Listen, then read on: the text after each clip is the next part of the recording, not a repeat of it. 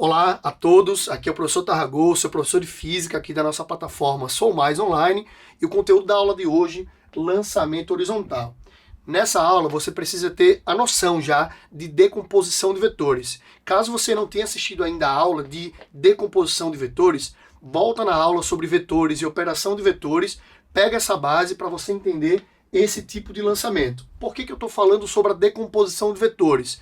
Porque dois movimentos irão acontecer aqui ao mesmo tempo. Inicialmente, o objeto aqui se movimenta apenas em uma dimensão. Nós iremos chamar de Vx, velocidade horizontal. Então, no início do movimento, no lançamento horizontal, o objeto tem apenas uma componente de velocidade, que é a componente Vx, é a nossa componente horizontal. Mas a partir do momento que esse objeto começar o seu movimento e descrever uma trajetória oblíqua, iremos perceber que a componente Vx irá se manter, mas a componente Vy da velocidade vertical desse objeto, ela começa a aparecer e a aumentar, já que Vy é uma velocidade variável. Veja bem, Vx, componente horizontal, é uma componente de velocidade constante.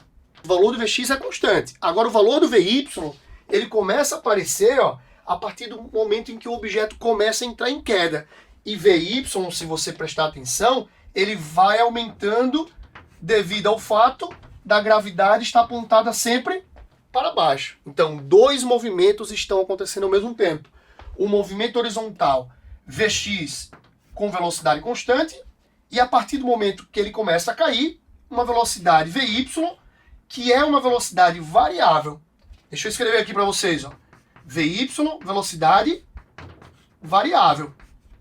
E se você fizer vetor resultante, que nós iremos chamar de V, que a junção é a soma vetorial de Vx com Vy, nós iremos encontrar sempre esta velocidade, chamada de velocidade resultante.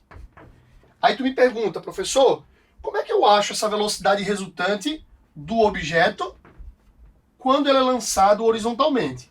Veja bem, duas componentes, Vx horizontal, Vy vertical e V a velocidade resultante. Para achar essa velocidade resultante, está lá nas nossas aulas de vetores e operações vetoriais, basta apenas aplicar Pitágoras com a componente Vx e com a componente Vy. Veja que eu estou chamando a atenção a todo instante que o Vx é uma componente de velocidade constante, então o movimento é considerado uniforme, e o Vy é uma velocidade variável, então o movimento é considerado uniformemente variável. Porém, a grande preocupação aqui é calcular a altura do lançamento e calcular o alcance, ou seja, a distância horizontal que o objeto atingiu ao ser lançado horizontalmente. Para calcular essa altura e para calcular esse alcance, iremos utilizar duas equações. Uma do movimento uniformemente variado, g, tempo de queda ao quadrado dividido por 2, e para calcular o alcance horizontal, Vx vezes o tempo de queda, uma equação do movimento uniforme. Então, lançamento horizontal, grande preocupação, como calcular a altura de lançamento e como calcular esse alcance. Outra preocupação, como calcular a velocidade resultante com que o objeto chegou ao solo, ok? Mas daí, outra grande preocupação, se dois objetos forem lançados da mesma altura, com velocidades diferentes, será que um passa mais tempo ou menos tempo no ar? Essa é a nossa ideia, vai ser nesse exemplo que a gente vai trabalhar agora. Então é isso, galera. A pergunta foi, será que se eu lançar dois objetos com velocidades diferentes, veja esse, 3 metros por segundo, veja esse, 5 metros por segundo, de mesma altura, dois objetos sendo lançados da mesma altura com velocidades horizontais diferentes, eles passarão mais tempo ou menos tempo no ar? Ou melhor, Será que eles passarão o mesmo tempo no ar? Ó, 99% dos alunos vão achar que esse aqui, por ter uma velocidade maior, ele vai passar mais tempo no ar. Não, não, não, não, não, não. Tenha calma. Verifique que com a equação da altura, hg, tempo de queda ao quadrado dividido por 2, a equação da altura, como as alturas 5 metros e 5 metros são iguais, alturas iguais, vamos substituir altura de 5, gravidade de 10, vezes o tempo de queda ao quadrado,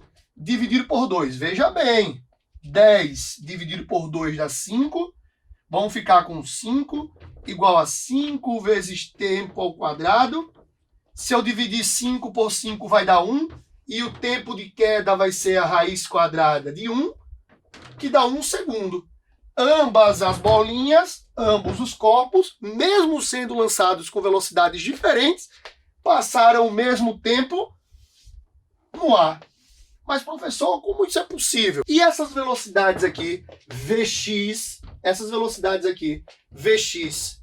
elas interferem em quê? 3 metros por segundo de um lado, 5 metros por segundo do outro. Isso vai influenciar em quê? Não influencia no tempo de queda, porque o tempo de queda só precisa da altura. Ah, essas velocidades horizontais irá influenciar no alcance desse lançamento. Poxa, professor, no alcance repare só, alcance horizontal é igual a Vx vezes o tempo de queda.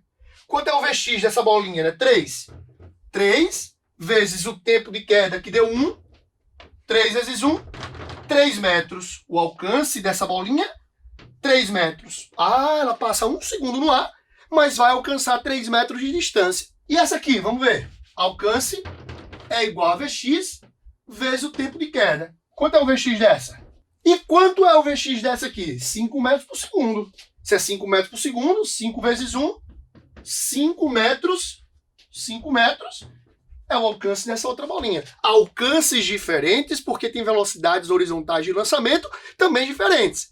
Agora, tempo de permanência no ar está relacionado com a altura. Como eles têm a mesma altura, eles vão atingir ou vão passar o mesmo tempo de permanência no ar, ok? Então é isso, nossa aula de hoje sobre lançamento horizontal.